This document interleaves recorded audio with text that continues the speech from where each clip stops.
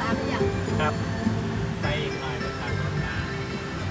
มีเบอร์ข้างหน้าที่แบบอำนวยครับตึกสูงๆเนี่ยข้างหน้าเนี่ยครับ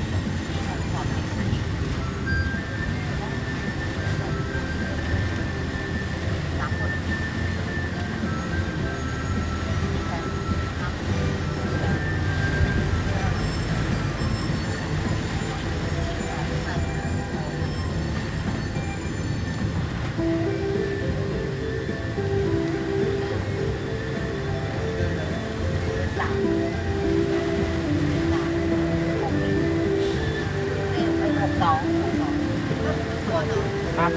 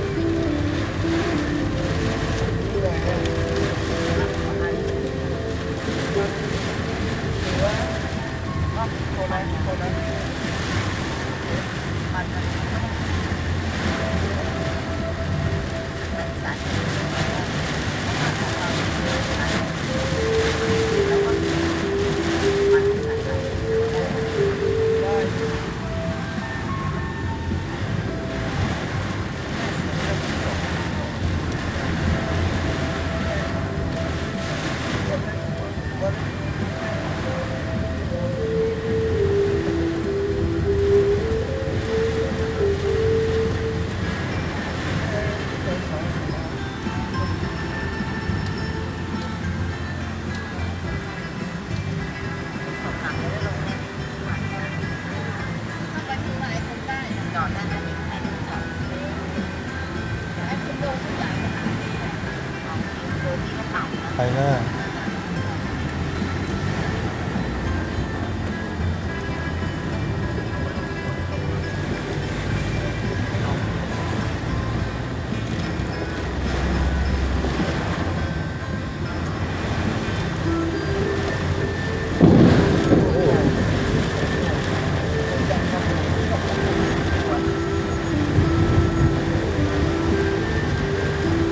ฟ้าผ่าเว้ยข้างหน้า